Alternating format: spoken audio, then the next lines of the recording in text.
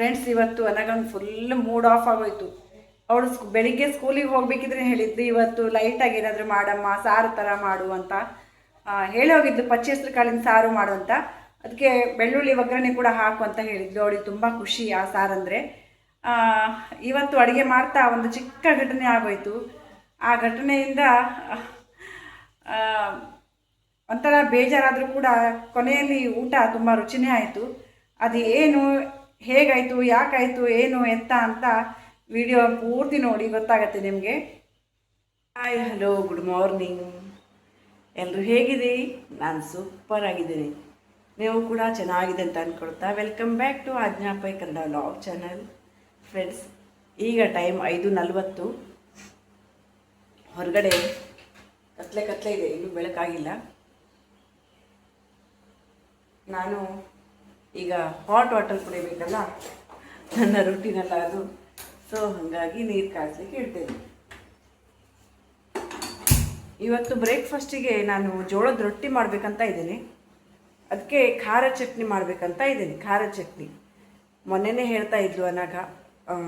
ಜೋಳದ ರೊಟ್ಟಿಗಂತಲ್ಲ, ಅವಳಿಗೆ ಊಟದ ಜೊತೆಗೆ ಅದು ತುಂಬ ಇಷ್ಟ ಆಗ್ತದೆ. ಖಾರ ಚಟ್ನಿ ಮಾಡು ಅಂತ ಇದ್ಲು. ನೋಡ್ತೀನಿ, ಅದನ್ನೇ ಮಾಡ್ತೇನೆ. ಈಗ ಫ್ರೆಶ್ ಅಪ್ ಆದೆ. ನಮ್ಮ ಮನೆಯವರು ಕೂಡ ಸ್ನಾನಕ್ಕೆ ಹೋಗಿದ್ದಾರೆ. ದೇವ್ರ ಪೂಜೆ ಮಾಡಬೇಕಲ್ಲ, ಹಾಗಾಗಿ ಹೊಸ್ತಿಲೆಲ್ಲ ಬರ್ಕೊಂಡು ತುಳಸಿ ಕಟ್ಟೆ ಎಲ್ಲ ಬರ್ಕೊಂಡು ಬರ್ತೇನೆ. ತುಳಸಿ ಕಟ್ಟೆ ರಂಗೋಲಿ ಎಲ್ಲ ಹಾಕ್ಕೊಂಡು ಬರ್ತೇನೆ. ಅಷ್ಟೊತ್ತಿನ ನೀರು ಕಾಯಲಿ, ಲೋ ಫ್ಲೇಮಲ್ಲಿ ಇಟ್ಟು ಹೋಗ್ತೀನಿ. ಬೆಳಿಗ್ಗೆ ಎದ್ದ ತಕ್ಷಣ ಕಣ್ಣೆಲ್ಲ ಯಾವ ಥರ ಆಗಿರ್ತದಲ್ಲ, ಹಾಗೆ ಆಗ್ತೀನಿ ನನ್ನ ಕಣ್ಣೆಲ್ಲ. ಕೆಲವರು ಎದ್ದ ತಕ್ಷಣ ಫ್ರೆಶ್ ಆಗಿರ್ತಾರೆ. ನಾನು ಇನ್ನೂ ನಿದ್ದೆ ಇದೆಯೋ ಏನೋ ಅಂತ ಅನಿಸ್ತದೆ, ಆ ಥರ ಕಾಣಿಸ್ತೇನೆ ಯಾವಾಗಲೂ. ಹೊರಗಡೆ ಬಂದೆ. ಈಗ ಎಷ್ಟು ಕತ್ಲೆ ಇದೆ ನೋಡಿ. ಹೊರಗಡೆ ಸ್ಟ್ರೀಟ್ ಲೈಟ್ ಬಿಟ್ಟರೆ ಬೇರೆ, ಅಂದರೆ ಒಳಗಡೆ ನಾನು ಲೈಟ್ ಹಾಕಿಲ್ಲ. ಅತ್ತೆ ಹಾಲಲ್ಲೇ ಮಲ್ಕೊಳ್ತಾರೆ, ಅವರು ಎಚ್ಚರ ಆಗ್ತಾರೆ ಅಂತ ಹಾಗೆ ಬರ್ಕೊಂಡೆ, ಹೊಸ್ತಿಲನ್ನು ಬರ್ಕೊಂಡೆ. ಎಷ್ಟು ಪ್ರಶಾಂತವಾದ ವಾತಾವರಣ, ಹಕ್ಕಿಗಳ ಚಿಲಿಪಿಲಿ. ಬೆಳಿಗ್ಗೆ ಎದ್ದರೆ ಎಷ್ಟು ಫ್ರೆಶ್ನೆಸ್ ಆಗುತ್ತೆ ಮತ್ತು ಎಷ್ಟು ಖುಷಿ ಆಗ್ತದೆ. ಇಂಥ ವಾತಾವರಣ ಅನುಭವಿಸಬೇಕು ಫ್ರೆಂಡ್ಸ್ ಎಲ್ಲ. ಎಷ್ಟು ಚೆನ್ನಾಗಿರೋ ವಾತಾವರಣ. ಇವತ್ತು ಮಳೆ ಬರುವ ಹಾಗೆ ಕೂಡ ಆಗಿದೆ. ಮೋಡ ನೋಡಿ, ಸ್ವಲ್ಪ ಬೆಳಕು ಹರಿತಾ ಇದೆ. ಈಗ ಎಂಥ ಹಳ್ಳಿ ವಾತಾವರಣ ನೋಡಿ, ತುಂಬ ಖುಷಿ ಆಗ್ತದೆ ಈ ವಾತಾವರಣದಲ್ಲಿ. ಈಗ ನಾನು ತುಳಸಿ ಕಟ್ಟೆಗೆ ಕೂಡ ರಂಗೋಲಿ ಹಾಕ್ಲಿಕ್ಕೆ ಬಂದೆ. ದಿನ ಹಾಗೆಯೇ ನಮ್ಮ ಮನೆಯಾಗ ಇವತ್ತು ಬೇಗ ಎದ್ದು ಸ್ಟಡಿ ಕೂತ್ಕೊಂಡಿದ್ದಾಳೆ. ಅವಳಿಗೆ ವಾಟರ್ ಕೊಟ್ಟು ಬರ್ತೇನೆ.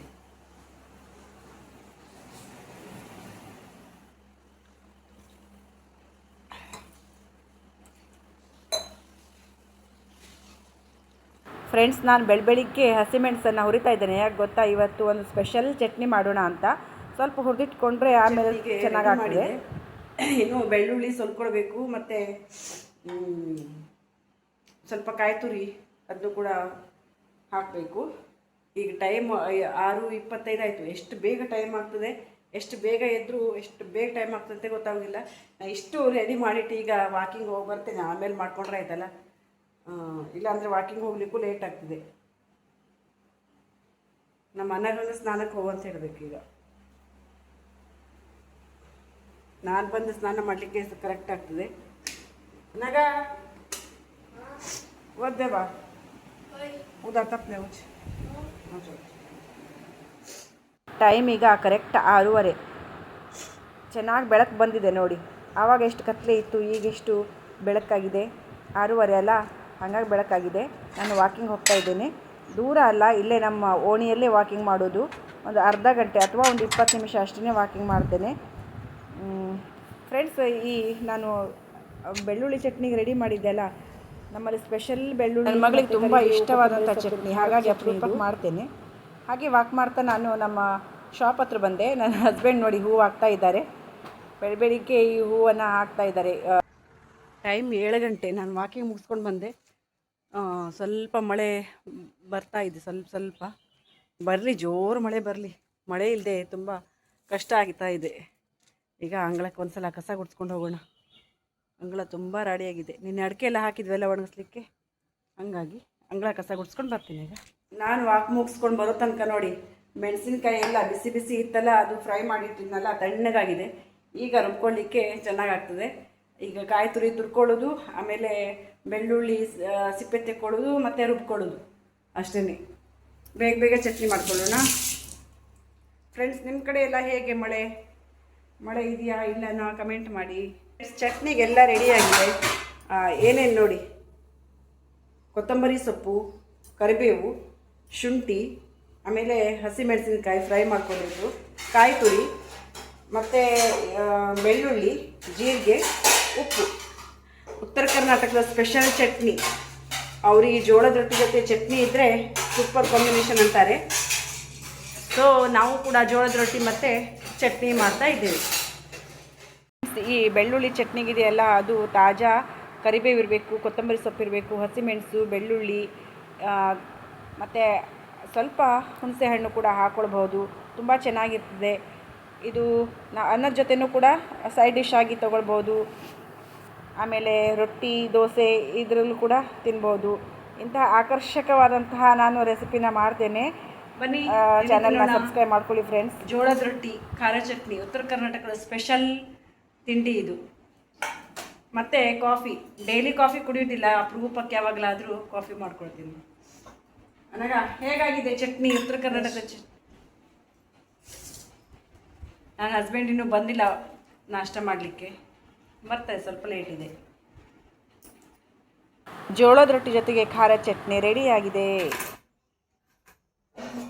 ಒಂದು 2 ರೌಂಡ್ ಜುಪಿಟರ್ ಹೊರಗಡೆ ತೊಗೊಂಡು ಹೋಗಿ ಬರ್ತೀನಿ. ತುಂಬ ದಿನ ಆಯಿತು ತಗೊಂಡೇ ಹೋಗಲಿಲ್ಲ. ಸೊ 2 ರೌಂಡು ತೊಗೊಂಡು ಹೋಗಿ ಬರ್ತೇನೆ. ಬಿಸಿಲಿದೆ ಅಲ್ಲ, ಮಳೆನೂ ಇಲ್ಲ. ಇವತ್ತು ಮತ್ತೆ ಹೂ ತೊಗೊಂಡು ಬಂದಿದ್ದು ಶಾಪಿಂದ. ನಾನು ಮತ್ತೆ ಹೂ ಕಟ್ತಾ ಇದ್ದೇವೆ. ಫ್ರೆಂಡ್ಸ್, ನಾನು ಜುಪಿಟರು ಹೊರಗಡೆ ತೊಗೊಂಡು ಹೋಗಿ ಒಂದು 2 ರೌಂಡ್ ಹೊಡ್ಕೊಂಡು ಬಂದೆಲ್ಲ. ಯಾಕೆ ಗೊತ್ತಾ, ಅದು ಒಂದು 8 ದಿನದ ಹಿಂದೆ ಮಳೆ ಬರಲಿಲ್ಲ ಆಗಿತ್ತಲ್ಲ, ಆವಾಗ ನಾನು ಹಾಗೆ ತೊಗೊಂಡು ಹೋಗಲಿಕ್ಕೆ ಸ್ಟಾರ್ಟ್ ಮಾಡಿದೆ. ಅದು ನೋಡಿ ಸ್ಟಾರ್ಟೇ ಆಗಲಿಲ್ಲ. ತುಂಬ ದಿನ ಆಗಿತ್ತು ಮಳೆ ಅಂತ ಹೊರಗಡೆ ತೊಗೊಂಡೇ ಹೋಗಿರಲಿಲ್ಲ. ಹಾಗಾಗಿ ಅದು ಸ್ಟಾರ್ಟೇ ಆಗಲಿಲ್ಲ. ಬ್ಯಾಟ್ರಿ ಏನೋ ಆಗಿತ್ತದು. ಆಮೇಲೆ ಅದು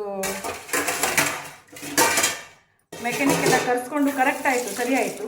ಹಾಗಾಗಿ ನನಗೆ ಮತ್ತೆ ಹೆದರಿಕೆ, ಮತ್ತೆಲ್ಲಾದರೂ ಹಾಗೆ ಆಗ್ಬೋದು ಅಂತ ಅದಕ್ಕೆ ಸ್ಟಾರ್ಟ್ ಮಾಡಿ ಒಂದು 2 ರೌಂಡ್ ಹೊರಗಡೆ ತೊಗೊಂಡು ಹೋದೆ. ದೂರ ಏನು ಹೋಗೋದಿಲ್ಲ, ಇಲ್ಲೇ ನಮ್ಮ ಓಣಿಯಲ್ಲೇ ಅಷ್ಟೇ ಹೊಡೆಯೋದು. ಯಾಕಂದರೆ ನನ್ನ ಹಸ್ಬೆಂಡು ಹೈವೇಗೆ ತೊಗೊಂಡು ಹೋಗಲಿಕ್ಕೆ ಕೊಡೋದು.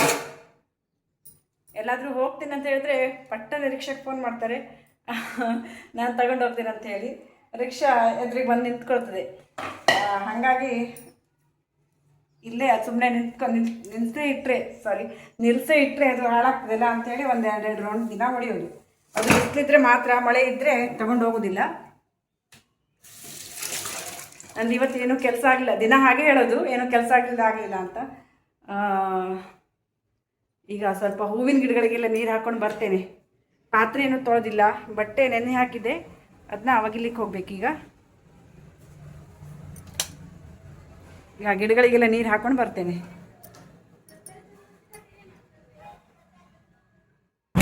ಹೂವಿನ ಗಿಡಗಳಿಗೆಲ್ಲ ನೀರು ಹಾಕೋಣ ಅಂತ ಬಂದೆ.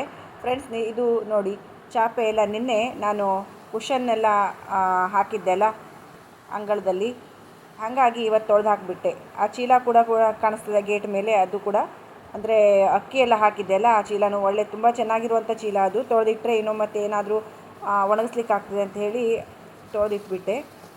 ಗಿಡಗಳಿಗೆ ನೀರು ಹಾಕೋ ಕೆಲಸ, ಈ ಮಳೆಗಾಲದಲ್ಲಿ ನೀರು ಹಾಕೋ ಕೆಲಸ, ಮಳೆನೇ ಇಲ್ಲ, ಏನು ಮಾಡೋದು ಫ್ರೆಂಡ್ಸ್. ಗಿಡಗಳಿಗೆಲ್ಲ ನೀರು ಹಾಕ್ಕೊಂಡು ಒಳಗಡೆ ಬಂದೆ, ಕಿಚನಿಗೆ ಬಂದೆ. ಈಗ ಫುಲ್ ಕಿಚನ್ ಕೆಲಸ. ಅನ್ನಕ್ಕೂ ಇಟ್ಕೊಂಡೆ, ಕುಚ್ಚಲಕ್ಕಿ ಅನ್ನಕ್ಕೆ ಕುಕ್ಕರ್ಲೇ ಇಟ್ಕೊಳ್ಳೋದಲ್ಲ, ಹಾಗಾಗಿ ಕುಕ್ಕರಲ್ಲೇ ಇಟ್ಕೊಂಡೆ. ಈ ಡ್ರಮ್ಮು ಕೂಡ ತೊಳೆದಿರಲಿಲ್ಲ, ನೀರಿನ ಡ್ರಮ್ಮು. ಯಾಕಂದರೆ ನಿನ್ನೆ ಕರೆಂಟ್ ಹೋಗ್ತದೆ ಅಂತ ಮೆಸೇಜ್ ಇತ್ತು. ಎಷ್ಟೊತ್ತಿಗೆ ಹೋಗ್ತದೆ ಅಂತ ಗೊತ್ತಾಗೋದಿಲ್ಲ. ಒಂದೊಂದು ಸಲ ಹಾಗೆಯೇ ನಾನು ಡ್ರಮ್ಮಲ್ಲಿ ನೀರು ಖಾಲಿ ಮಾಡಿದ ತಕ್ಷಣ ತೊಳಿಬೇಕು ಅಂತ ಅಂದ ತಕ್ಷಣ ಕರೆಂಟೇ ಹೋಗಿಬಿಡ್ತದೆ. ತುಂಬ ಸಲ ಹಾಗಾಗಿದೆ. ಹಾಗಾಗಿ ನಾನು ನಿನ್ನೆ ತೊಳೆದಿರಲಿಲ್ಲ, ಇವತ್ತು ತೊಳೆದೆ. ಹಾಗೆ ಇವತ್ತು ಚೌಳಿಕಾಯಿದು ಪಲ್ಯ ಕುಕ್ಕರ್ಲಿ ಇಟ್ಕೊಂಡು ಬೇಯಿಸ್ಕೊಂಡೆ. ಫ್ರೆಂಡ್ಸ್, ಅರ್ಧ ಅಡುಗೆ ಕೆಲಸ ಮುಗಿಸ್ಕೊಂಡು ನಾನು ಈಗ ಕಸ ಗುಡಿಸ್ಕೊಳ್ಳಿಕ್ಕೆ ಬಂದೆ. ಯಾಕಂದರೆ ಕರೆಂಟ್ ಒಂದು ಯಾವಾಗ ಹೋಗ್ತದೆ ಅಂತ ಗೊತ್ತಾಗೋದಿಲ್ಲ. ಮತ್ತು ಅನ್ನ ಎಲ್ಲ ಬೇಗ ಮಾಡ್ಕೊಳ್ಬೇಕಾಗ್ತದೆ, ಕುಚ್ಚಲಕ್ಕಿ ಅನ್ನ. ಹಾಗಾಗಿ ನಾನು ಸ್ವಲ್ಪ ಲೇಟ್ ಆಯಿತು ಕಸ ಗುಡಿಸ್ಲಿಕ್ಕೆ. ಒಳಗಡೆ ಕಸ ಗುಡಿಸೋದಲ್ವಾ, ಯಾವಾಗಲಾದರೂ ಗುಡಿಸ್ಕೊಂಡ್ರಾಯ್ತು ಅಂತ ಅಂದ್ಕೊಂಡೆ. ಪಚ್ಚೆಸ್ರು ಕಾಳು ಸಾರು ಮಾಡಲಿಕ್ಕೆ ನಾನು ಬೇಯಿಸ್ಕೊಳ್ತಾ ಇದ್ದೇನೆ. ಪಚ್ಚೆಸ್ರು ಕಾಳು ಮತ್ತು ಒಂದು 2 ಹಸಿಮೆಣಸಿನ್ಕಾಯಿ ಕುಕ್ಕರಲ್ಲಿ ಚೆನ್ನಾಗಿ ಬೇಯಿಸ್ಕೊಳ್ಬೇಕು. ಅಂದರೆ ತುಂಬ ಚೆನ್ನಾಗಿ ಬೇಯಬೇಕದು. ಈ ಕಡೆ ಸಲಾಡಿಗೂ ಕೂಡ ಇಟ್ಕೊಂಡೆ, ನಾನು ಸಲಾಡ್ ತಿಂತೇನಲ್ಲ ಹಾಗಾಗಿ.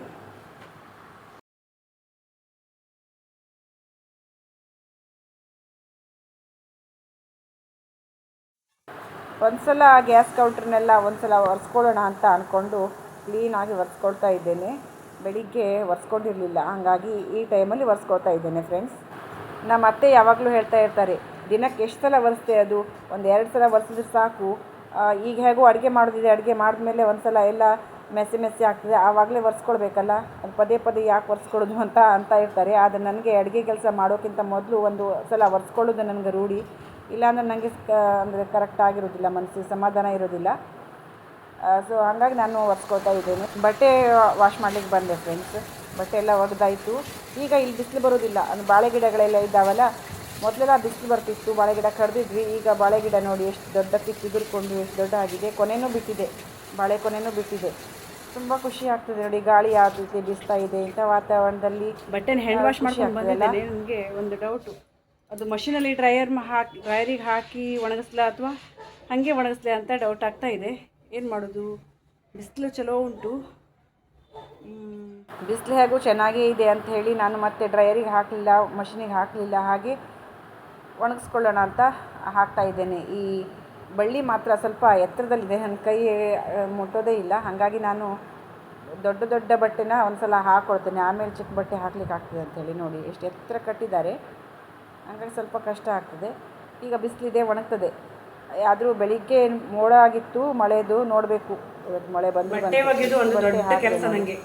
ಬಟ್ಟೆ ಒಗೆದು ಅದನ್ನ ಬಟ್ಟೆಗೆ ಹಾಕ್ಕೊಂಡು ಬಂದೆ. ಮಾಡಿ ಹಾಗಲಕಾಯಿ ಫ್ರೈ ಮಾಡ್ಕೊಡೋದು ಇವತ್ತು, ಮಾಡಿ ಹಾಗಲಕಾಯಿ. ಫ್ರೆಂಡ್ಸ್ ಮತ್ತೆ ಕಿಚನಿಗೆ ಬಂದೆ. ನಾನು ಬೆಳ್ಳುಳ್ಳಿ ಒಗ್ಗರಣೆ ಹಾಕ್ತಾ ಇದ್ದೇನೆ. ಯಾಕೆ ಗೊತ್ತಾ, ಬೆಳ್ಳುಳ್ಳಿ ಒಗ್ಗರಣೆ ಹಾಕಿದ್ರೆ ಮಾತ್ರ ಟೇಸ್ಟ್ ಆಗ್ತದೆ ಈ ಚೌಳಿಕಾಯಿ ಪಲ್ಯಗೆ. ಚೌಳಿಕಾಯಿ ಬೇಯಿಸ್ಕೊಂಡಿದ್ದೆ ಕುಕ್ಕರಲ್ಲಿ, ಅದನ್ನ ಕೂಡ ಆ್ಯಡ್ ಮಾಡಿಕೊಂಡೆ.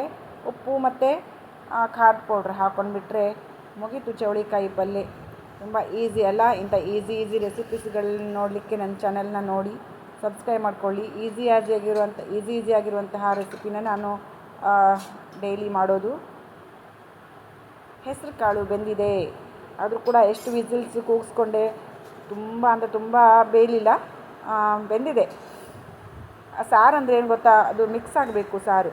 ಹಾಗಾಗಿ ನಾನು ನೋಡಿ ಸ್ಮ್ಯಾಶ್ ಮಾಡ್ಕೊಳ್ತಾ ಇದ್ದೇನೆ ಸ್ವಲ್ಪ. ಈಗ ಸಾರು ಮಾಡಿಕೊಳ್ಳೋಣ.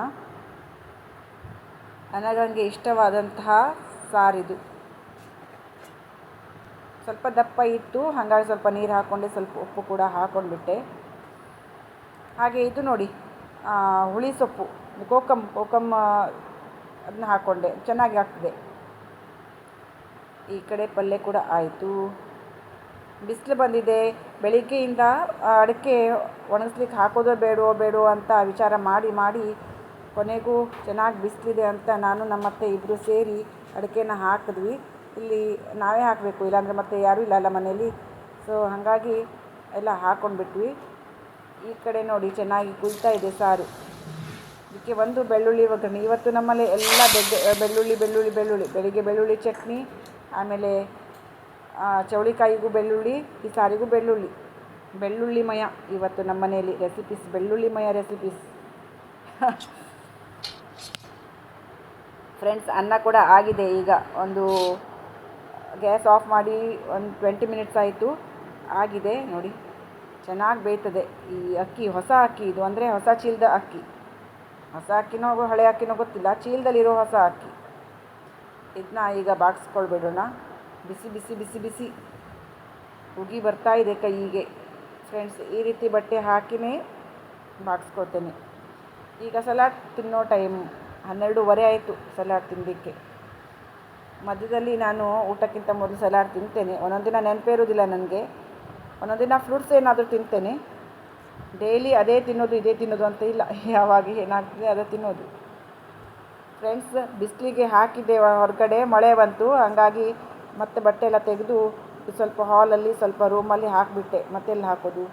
ಮಾಡಿ ಹಾಗಲಕಾಯಿ ಫ್ರೈ ಒಂದು ತವೆ. ಅಂತೂ ಇಂತೂ ಮಳೆ ಬಂತು ಫ್ರೆಂಡ್ಸ್, ಮಳೆ ಬಂತು. ತುಂಬ ಖುಷಿ ಆಯಿತು.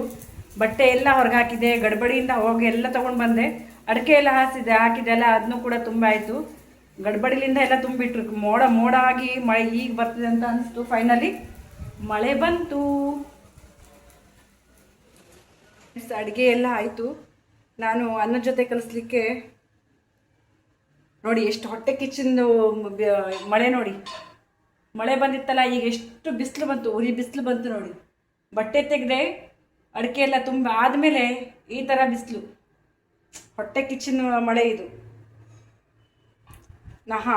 ನಾನು ಅನ್ನ ಜೊತೆ ಕಲಿಸ್ಲಿಕ್ಕೆ ಪಚ್ಚೆ ಹೆಸರು ಕಾಳಿನ ಸಾರು ಮಾಡಿದ್ದೆಲ್ಲ, ಅದು ತಿನ್ನೋ ನಮಗೆ ಭಾಗ್ಯನೇ ಇಲ್ಲ. ಯಾಕಂತ ಹೇಳ್ತೇನೆ ನಿಮಗೆ, ವಿಡಿಯೋದ ಕೊನೆಗೆ ಹೇಳ್ತೇನೆ. ಇದು ನೋಡಿ, ಈಗ ಜಸ್ಟ್ 1 ಗಂಟೆ ನಂತರ ಈ ಸಾರು ಮಾಡಿಕೊಂಡೆ. ಇದು ಈರುಳ್ಳಿ ಸಾರು. ಯಾಕೆ ಈರುಳ್ಳಿ ಸಾರು ಮಾಡಿದೆ, ಯಾಕೆ ಪಚ್ಚೆ ಹೆಸರು ಕಾಳಿನ ಸಾರು ತಿನ್ನೋ ಯೋಗ ಇಲ್ಲ ಅಂತ ಹೇಳ್ತೇನೆ ನಿಮಗೆ. ಫ್ರೆಂಡ್ಸ್, ಮತ್ತೆ ಬಿಸಿಲು ಬಂತು. ಮತ್ತೆ ಬಟ್ಟೆ ಹೊರಗೆ ಹಾಕ್ಲಿಕ್ಕೆ ತಗೊಂಡು ಬಂದೆ. ಸ್ವಲ್ಪ ಬಿಸಿಲಲ್ಲಿ ಒಣಗಿದ್ರೆ ಖುಷಿ ಆಗ್ತದಲ್ಲ, ಹಾಗಾಗಿ ಈಗ 1 ಗಂಟೆ ಫ್ರೆಂಡ್ಸ್. ಈಗ ನಾನು ನೆಲ ಒರೆಸ್ಕೊಳ್ತಾ ಇದ್ದೇನೆ. ಒಂದು ಎಲ್ಲ ಕೆಲಸ ಮಾಡ್ಕೊಳ್ಳೋದಂದರೆ ಲೇಟ್ ಆಗಿಬಿಡ್ತದೆ ಒಂದೊಂದ್ಸಲ. ಹಾಗಾಗಿ ಒಂದೊಂದಿನ ನಾನು ನೆಲ ಒರೆಸ್ಕೊಂಡೆ ಬಟ್ಟೆ ಒಗಿತೀನಿ, ಇನ್ನೊಂದೊಂದು ಸಲ ಬಟ್ಟೆ ಒಗೆದು ಆಮೇಲೆ ನೆಲ ಒರೆಸ್ತೇನೆ. ಈ ರೀತಿ ಅಡ್ಜಸ್ಟ್ಮೆಂಟ್ ಮಾಡ್ಕೊಳ್ತಾ ಹೋಗೋದು. ಅಡುಗೆ ಕೆಲಸ ಫಸ್ಟ್ ಮಾಡ್ಕೊಳ್ತೇನೆ. ಮಳೆ ನೋಡಿ, ನಾನು ಸ್ನಾನ ಮಾಡ್ಕೊಂಡು ಬಂದೆ. ಇನ್ನೊಮ್ಮೆ ಮಳೆ ಬೀಳ್ತಾ ಇದೆ, ಎಷ್ಟು ಚೆನ್ನಾಗಿ ಬೀಳ್ತಾ ಇದೆ, ಎಷ್ಟು ಜೋರಾಗಿ. ನನ್ನ ಖುಷಿಯ ಮಳೆ ಅಂದರೆ. ಮಳೆ ಇಲ್ಲದೆ ತುಂಬ ಬೇಜಾರಾಗಿತ್ತು. ಎಲ್ರಿಗೂ ಕಷ್ಟ ಅಲ್ವಾ ಮಳೆ ಇಲ್ಲ ಅಂದರೆ. ಇವತ್ತಿನ ಊಟಕ್ಕೆ ಈರುಳ್ಳಿ ಸಾರು, ಕುಚಲಕ್ಕಿ ಅನ್ನ, ಮಜ್ಜಿಗೆ, ಮತ್ತು ಮಾಡಹಾಗಲಕಾಯಿ ಫ್ರೈ, ಚೌಳಿಕಾಯಿ ಪಲ್ಯ. ಇಷ್ಟು ಇವತ್ತಿನ ಊಟಕ್ಕೆ. ಬನ್ನಿ ಊಟ ಮಾಡೋಣ. ಈವ್ನಿಂಗ್ ಟೈಮ್ ನಾನು ನಮ್ಮ ಮನೆಗೆ ಸ್ಕೂಲಿಂದ ಬಂದು ಅವಳಿಗೆ ಮತ್ತು ಇಬ್ಬರು ಜೋಳದ ರೊಟ್ಟಿ, ಚಟ್ನಿ ಮತ್ತು ಕಾಫಿ ಹಸ್ಬೆಂಡ್ ಕೊಡ್ತಾ ಇದ್ದೇನೆ. ಫ್ರೆಂಡ್ಸ್, ಟೈಮ್ ಈಗ 7:40. ಹೊರಗಡೆ ಮಳೆ ಧಾರಾಕಾರವಾಗಿ ಸುರಿತಾ ಇದೆ. ಒಳ್ಳೆಯದಾಯಿತು, ತುಂಬ ಚೆನ್ನಾಗಿ ಒಳ್ಳೆಯದಾಯಿತು. ಯಾಕಂದರೆ ಮಳೆ ಬೇಕಲ್ಲ, ಮಳೆ ಇಲ್ಲದೆ ತುಂಬ ತ್ರಾಸಾಗ್ತಾ ಇತ್ತು ಗದ್ದೆ ಮಾಡಿದವರಿಗೆಲ್ಲ. ಹಂಗಾಗಿ ಮಳೆ ಬೇಕು, ಮಳೆ ಚೆನ್ನಾಗಿ ಬೀಳ್ತಾನೇ ಇದೆ. ಹಾಗೆ ಕಂಟಿನ್ಯೂ ಆಗಲಿ ಮಳೆ ಅಲ್ಲ. ನನಗೆ ರೊಟ್ಟಿ ಹಿಟ್ಟಿಟ್ಟಿದ್ದೆ, ಬೆಳಿಗ್ಗೆ ಕಲಸಿದ್ದು, ಬೆಳಿಗ್ಗೆ ಬೇಯಿಸಿದ್ದೆ ನಾ, ಹಿಟ್ಟು ಇತ್ತು. ಅದನ್ನೇ ಈಗ ರೊಟ್ಟಿ ಮಾಡ್ಕೊತಾ ಇದ್ದೇನೆ. ಈರುಳ್ಳಿ ಸಾರು ಅದನ್ನ ಬಿಸಿ ಮಾಡಿಕೊಂಡೆ. ಫ್ರೆಂಡ್ಸ್, ನಿಮಗೆ ನಾನು ಮಧ್ಯಾಹ್ನದ ಕತೆ ಹೇಳ್ತೇನೆ ಕೇಳಿ. ಏನಂದರೆ, ನಾನು ಪಚ್ಚೆ ಹೆಸರು ಕಾಳಿನ ಸಾರು ಮಾಡಿದ್ದೆ ಅಲ್ಲ, ಸಾರು ಮಾಡಿ ಬೇಯಿಸಿ ಆಮೇಲೆ ಅದಕ್ಕೆ ಒಗ್ಗರಣೆ ಎಲ್ಲ ಹಾಕಾಯಿತು. ಒಗ್ಗರಣೆ ಹಾಕಿ ಇನ್ನು ಪ್ಲೇಟ್ ಮುಚ್ಚಬೇಕು ಅನ್ನೋ ಅಷ್ಟರಲ್ಲೇ ಈ ಕಿಟಕಿ ತೆಗೆದಿತ್ತು, ಅಲ್ಲಿಂದ ಒಂದು ಜಿರಳೆ ಬಂತು. ಜಿರಳೆ ಹಾರ್ಕೊಂಡು ಪ್ಲೇಟ್ ಮುಚ್ಚಬೇಕು ಅನ್ನೋ ಅಷ್ಟರಲ್ಲೇ ಆ ಸಾರಲ್ಲೇ ಬಿದ್ದುಬಿಡ್ತು. ಅದಕ್ಕೆ ಹೇಳಿದ್ದು ಅದು ತಿನ್ನೋ ಯೋಗ ಇಲ್ಲ ಅಂತ ನಮಗೆ ಅಲ್ಲ. ಅದು ಯೋಗ ಇದ್ದರೆ ಹಾಗಾಗ್ತಾ ಇರಲಿಲ್ಲ. ಒಂದು 2 ಸೆಕೆಂಡಲ್ಲಿ ಆ ಥರ ಆಗೋಯ್ತು. ಇಲ್ಲಾಂದರೆ ಅದೇ ಸಾರಲ್ಲಿ ಊಟ ಮಾಡೋದಿತ್ತು, ನೀರು ಸಾರು. ನಮ್ಮ ಅಣ್ಣಗನ ಪಾಪ ತುಂಬ ಇಷ್ಟ ಇತ್ತು. ಅವಳು ಹೇಳೋಗಿದ್ದು, ನನಗೆ ಅದನ್ನೇ ಮಾಡು ಇವತ್ತು, ಮಸಾಲೆದೆಲ್ಲ ಏನು ಬೇಡ, ಲೈಟಾಗಿ ಏನಾದರೂ ಊಟಕ್ಕೆ ಮಾಡು ಅಂತ. ಹಂಗಾಗಿ ಅವಳು ಹೇಳಿದ್ದಕ್ಕೆ ಹೆಸರು ಕಾಳಿಂದು ಸಾರು ಮಾಡಿದ್ದಾಗಿತ್ತು. ಅದು ತಿನ್ನೋ ಯೋಗನೇ ಇಲ್ಲ ಯಾರಿಗೂ. ಜಿರಳೆ ಬಿದ್ದು ಎಲ್ಲ ಹೊರಗೆ ಚೆಲ್ದು ಬಿಟ್ವಿ. ಹಾಗಕ್ಕೆ ಹೇಳ್ತಾರಲ್ಲ, ಹಿಂದಿಲಿ ಒಂದು ಒಗ್ತಿದೆ, ದಾನೆ ದಾನೆ ಪೇಲಿಕ ಹೇ ಖಾನೆ ವಾಲೆ ಕ ನಾಮ್ ಅಂತ. ಹಾಗೆ ಯಾರ ಹಣೆ ಬರದಲ್ಲಿ ಏನೇನು ತಿನ್ನಬೇಕಿದೆ ಅದು ತಿನ್ನೋದು.